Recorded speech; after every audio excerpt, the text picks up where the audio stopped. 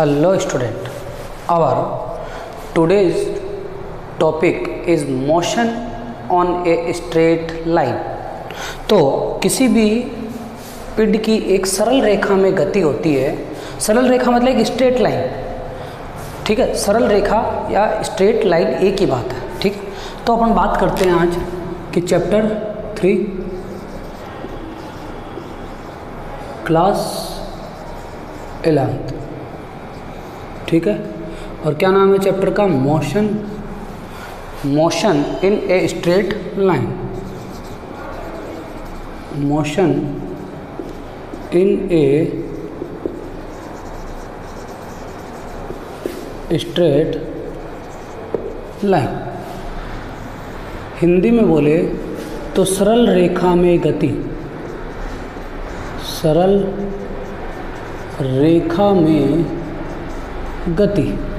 तो सबसे पहले आप लोगों को एक चीज़ आनी चाहिए कि ये सरल रेखा क्या होती है, कि सरल रेखा होती क्या। जैसे मैं बोलूँ कि देखो एग्जाम्पल करते हैं कि एक पॉइंट है और एक दूसरा पॉइंट है। इन दोनों पॉइंटों को अगर मैंने ऐसे मिला दिया, ठीक है, तो ये सरल रेखा नहीं है। लेकिन अगर मैं इन दोनों पॉइंटों को ऐसे मिला रहा हूँ तो ये एक सरल रेखा है, ये एक स्ट्रेट लाइन है। तो स्ट्रेट लाइन इन दोनों में से किसको रिप्रेजेंट कर रही है? कि shortest path between two point. The shortest path between two point, shortest path, test path मतलब सबसे छोटा पाथ। दो पॉइंटों के बीच का सबसे छोटा पाथ ही क्या कहलाता है? क्या कहलाएगा? Straight line. और इसी चीज़ को बोलते हैं अपन स्ट्रेट, STRAIGST, स्ट्रेट। क्लियर है? और हिंदी में बोले तो सरल। सरल तो सरल रेखा मतलब स्ट्रेट लाइन। जैसे तुम्हारा हाथ से नॉर्मली जो ड्रॉ होती है वो सरल रेखा होती है। हाँ, तुम्हारा हाथ ऐसे भी ड्रॉ कर सकता है, लेकिन जो नॉर्मली अपन ड्रॉ करते हैं बोलते हैं इजी लाइन। कौन सी? अपने लिए इजी लाइन ये है। इजी लाइन मतलब सरल। तो एक तरीके से बोले तो स्ट्रेट रेखा क्या होती है? स्ट्रेट लाइन क्या होती है? द शॉर्टेस्ट लाइन या the shortest distance between two point is known as straight line. अब यहाँ पर कुछ एक डेफिनेशन आएगी इस चैप्टर की, तो थोड़ा अपन चैप्टर की डेफिनेशन डिस्कस करते हैं, ठीक है। कि भाई कोई भी ऑब्जेक्ट मोशन में कर रहा है स्ट्रेट लाइन में, तो उसको अपन किस किस तरीके से पढ़ेंगे। तो सबसे पहला आता है पोजीशन। सबसे पहला क्या आता है? पोजीशन। पोजीशन, पोजीशन को हिंदी में बोलते हैं स्थिति। स्थिति। अब स्थिति क्या होती है भाई? मेरे को एक बात बताओ, जैसे मैं यहाँ खड़ा हूँ तो तुम क्या बोलोगे कि तुम्हारे से मैं हो सकता है 1 मीटर दूरी पर खड़ा हूँ, ठीक है। तो ये मेरी पोजीशन होगी। अगर मेरे से मैं यहाँ खड़ा हूँ और बोर्ड वहाँ पर है, तो मैं क्या बोलूँगा? मेरे से बोर्ड 1 मीटर डिस्टेंस पर प्लेस्ड है, 1 मीटर दूरी पर प्लेस्ड है। लेकिन इसकी पोजीशन क्या है? तो पोजीशन क्या होता है कि किसी भी ऑब्जेक्ट की मतलब यथा स्थिति, किसी भी ऑब्जेक्ट की अपन कैसे रिप्रेजेंट करेंगे कि ऑब्जेक्ट कहाँ है, कहाँ सिचुएट कर रहा है ऑब्जेक्ट, लेकिन किसके रेस्पेक्ट? भाई मैं अभी यहाँ पर खड़ा हूँ तो किसके रेस्पेक्ट में? तुम्हारे रेस्पेक्ट में। बोर्ड यहाँ पर खड़ा है तो बोर्ड यहाँ पर पड़ा है तो किसके रेस्पेक्ट में? मेरे रेस्पेक्ट में। तो जब भी अपन डिस्टेंस की बात करेंगे या पोजीशन की बात करेंगे तो यहाँ अपने पास क्या आना चाहिए? एक ऑब्जर्वेशन फ्रेम आनी चाहिए, एक ऑब्जर्वर चाहिए। एक ऑब्जर्वर चाहिए मतलब एक रेफरेंस फ्रेम चाहिए। तो उस रेफरेंस फ्रेम के जो कोऑर्डिनेट होते हैं, उस रेफरेंस फ्रेम के जो कोऑर्डिनेट होते हैं वही उस ऑब्जेक्ट की पोजीशन होती है। वापस बोल, अब रेफरेंस फ्रेम क्या होती है? आज तक तुमने कभी कोई ऐसी चीज़ पढ़ी होगी कि ये x और y, x और y, और कोई भी ऑब्जेक्ट है वो P पॉइंट पर है x, y पर, तो वो y से तो x इससे y डिस्टेंस दूर है और x एक्सिस से x डिस्टेंस दूर है। यही होता है, ये x होता है, ये y होता है। ये इसको बोलते हैं पोजीशन वेक्टर। क्या बोलते हैं इसको? Position vector. r क्या बोलते हैं इसको? Position vector. तो position vector is represent the position of the object according to reference frame. कि किसी ऑब्जर्वर के सापेक्ष किसी दूसरे ऑब्जेक्ट की पोजीशन कैसे बताएगा। ठीक है भाई, तो अपन यहां पर क्या हो जाएगा, पोजीशन को क्या लिख सकते हैं कि position of any object is determined by the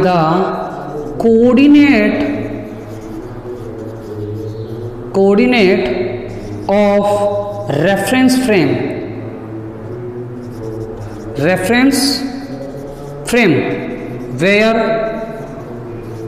where observer is situated। जहां पर कौन बैठा है, ऑब्जर्वर बैठा है।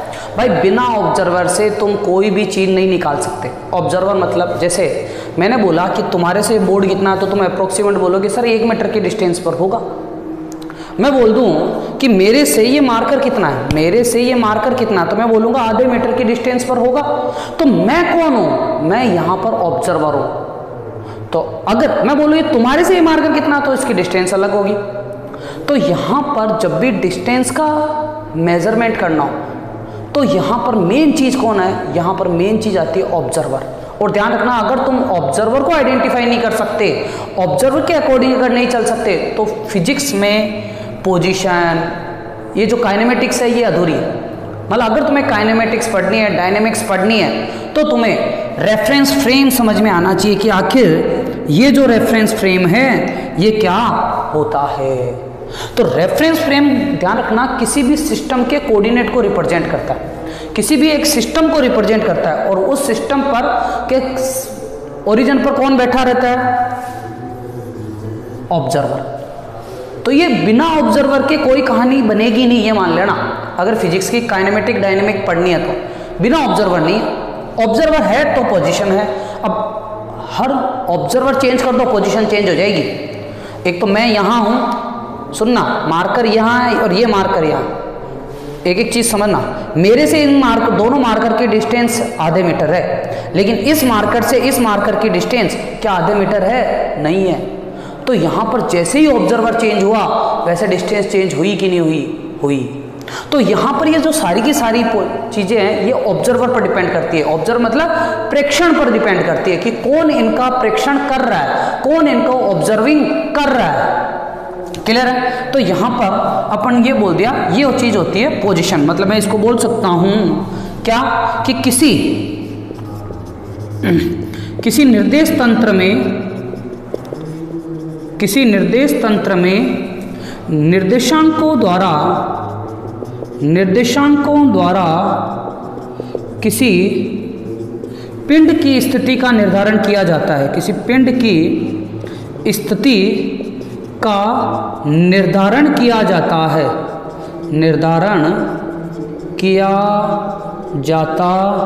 है। तो यहाँ पर अगर किसी भी पिंड की स्थिति का निर्धारण करना है, किसी भी पिंड की पोजीशन का डिटरमाइन करना है, तो अपने को एक रेफरेंस पॉइंट चाहिए जहाँ पर कौन बैठा होगा, ऑब्जर्वर बैठा होगा। इसको चीज को तुम्हें समझना पड़ेगा। क्लियर है बेटा। तो ये चीज होगी पोजीशन। अगला आता है इसमें पाथ लेंथ। अगला क्या आता है, पाथ लेंथ। और इसको दूसरे शब्दों में अपन डिस्टेंस भी बोल सकते हैं। अगली डेफिनेशन पाथ लेंथ के बाद में डिस्टेंस ही होगी। चलो देखो पाथ लेंथ क्या होती है। पाथ लेंथ होती है कि कोई भी ऑब्जेक्ट एक पॉइंट से दूसरे पॉइंट पर जिस पाथ से चलता है उसकी जो लेंथ होती है वही पाथ लेंथ है। जैसे पहले एग्जांपल के थ्रू करते हैं कि एक ऑब्जेक्ट यहाँ है और यहाँ उसको जाना है, ए से बी पोजीशन पर जाना है। अगर वो ऐसे गया तो उसकी पाथ लेंथ ये है, जिस रास्ते से ये गया उसकी मर्जी है वो किधर से जा रहा है। पहला पाथ, दूसरा पाथ हो सकता है ऐसे जाए, तीसरा पाथ हो सकता है ऐसे जाए, तो वो उसकी मर्जी है। तो पाथ लेंथ क्या होती है, the path covered by an object, the path covered by an object is known as path length. तो the length of path covered by an object is known as path length. तो ये क्या होती है? Path length होती है कि किसी भी ऑब्जेक्ट के द्वारा कितना पाथ कवर्ड किया गया है, कि कहां से कहां चला। सोचो, ये P1 चला 5 मीटर, P2 चला 4 मीटर और इधर P3 चला 7 मीटर। 3 बंदे हैं, 3 बंदे तीनों अलग अलग पाथ से अपनी डिस्टेंस कवर कर रहे हैं। तीनों बंदे 3 अलग अलग पाथ से अपनी डिस्टेंस कवर कर रहे हैं। पहले बंदे का डिस्टेंस कितना? पहले बंदे का पाथ लेंथ कितना? 5 मीटर। दूसरे बंदे का कितना? 4 मीटर। वही तीसरे बंदे का कितना? 7 मीटर है। लेकिन तीनों के तीनों जा तो सेम ही जगह पर रहे हैं। अरे हाँ या ना? तीनों के तीनों साले सेम जगह पे जा रहे हैं, लेकिन तीनों का पाथ क्या है? चेंज है। तीनों की पाथ लेंथ क्या है? चेंज है। और the path length is also known as distance of the object. मतलब मैं डिस्टेंस को क्या बोल सकता हूं? The path length, the path covered by an object, the path covered by an object is also known as distance। अरे clear है? तो अगर मैं बोलूं इस डिस्टेंस में, अगर P1 की डिस्टेंस LP1 कितनी है? 4 मीटर, सॉरी 5 मीटर। इसी तरीके से LP2 कितनी है? 4 metre. And length of path 3 कितनी है? 7 मीटर। तो सभी की डिस्टेंस अलग अलग है। लेकिन अगर यहीं पर भी मैं बोलूं displacement, third is displacement,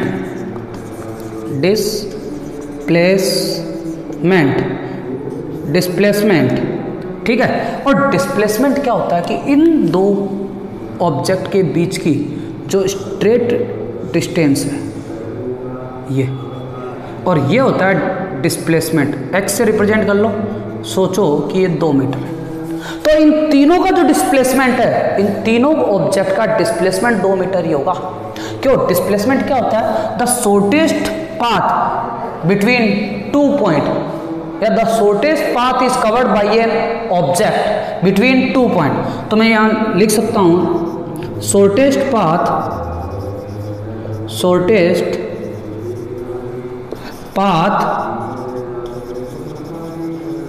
covered by an object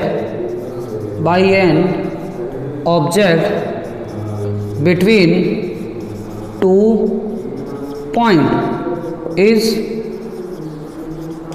known as displacement. इसे बोलते हैं विस्थापन। हिंदी में क्या बोलते हैं? विस्थापन। कि दो बिंदुओं के मध्य न्यूनतम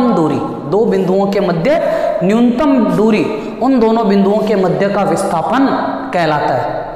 2 बिंदुओं के मध्य की न्यूनतम दूरी, मतलब मिनिमम से मिनिमम, इससे मिनिमम डिस्टेंस नहीं कर सकते तो 2 बिंदुओं के मध्य की जो न्यूनतम दूरी होगी, the shortest path between 2 points is known as displacement. तो इन तीनों ऑब्जेक्ट का जो डिस्प्लेसमेंट होगा, डिस्प्लेसमेंट ऑफ P1 बराबर डिस्प्लेसमेंट ऑफ P2 बराबर displacement of P3 is equal to 2 metre. तो तीनों पाथ का डिस्प्लेसमेंट इक्वल हुआ, पर क्या तीनों पाथ का डिस्टेंस इक्वल है? नहीं है।